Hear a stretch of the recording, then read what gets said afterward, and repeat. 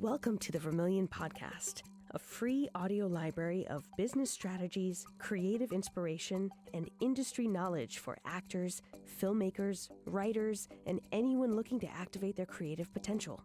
I'm Misha Calvert, a writer-director who helps artists build the careers that they dream of.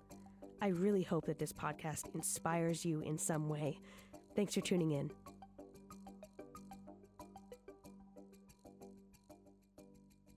I have been an artist my whole life. First, just because I like making things and creating things, and then eventually professionally.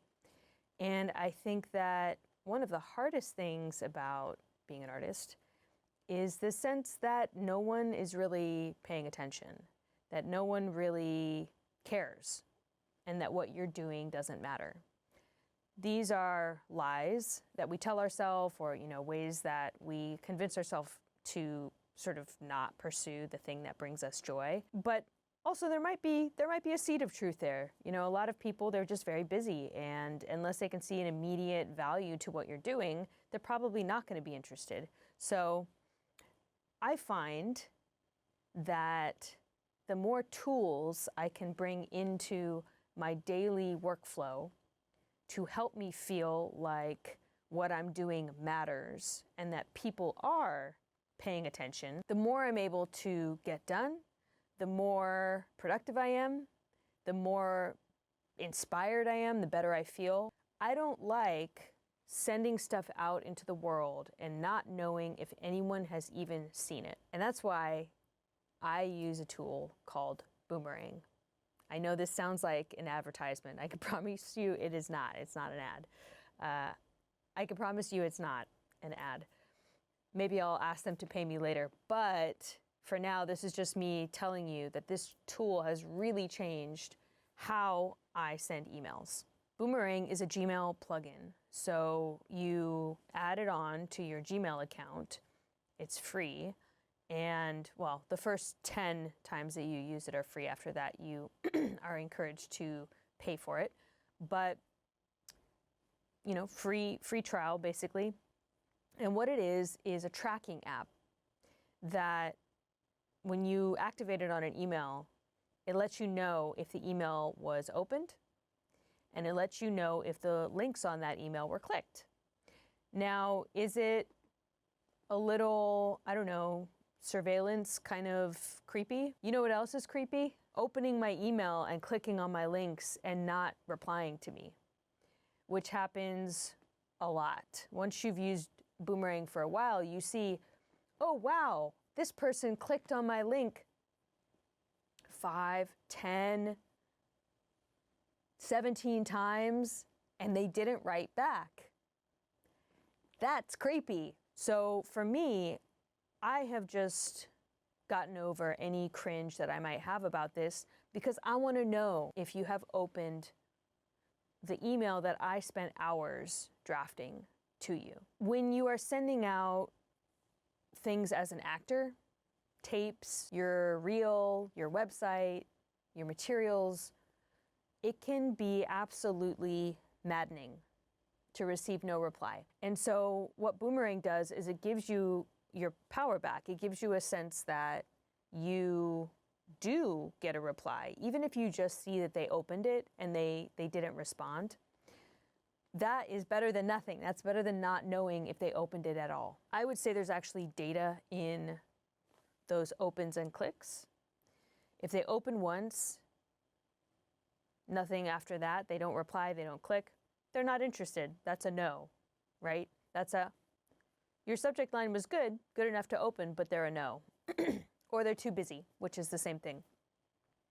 If they open it and there's a lot of clicks, probably they're interested, but they're just not able to move forward with you at this time.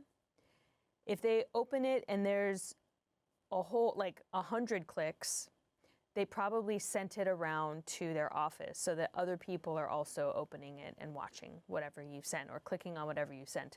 So I like to look at the data and construct a sort of a narrative of what I think is happening. And even whether it's true or not, even making that narrative up in my head helps me to feel like what I'm doing actually matters to somebody. matters enough for them to take time out of their day to open my email and to click on whatever links I have provided.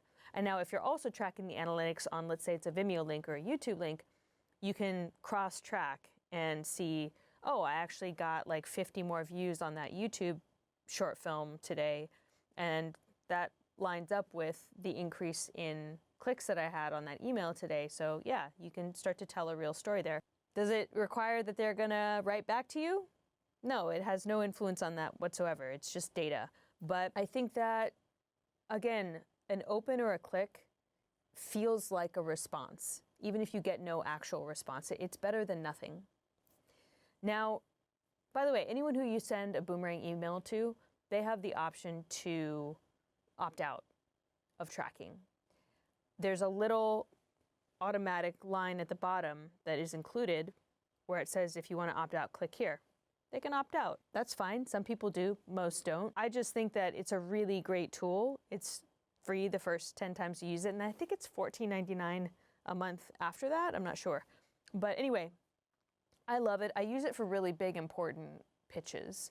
I would use it for studios, to networks when I was pitching them on TV shows or feature films. Sometimes I'll use it for film finance DAs if I'm trying to figure out, how things are going to go with an investor. Yeah, I really recommend it. Again, this is not an ad for Boomerang. It's just me saying that it's one tool that I really like and really get a lot of leverage out of.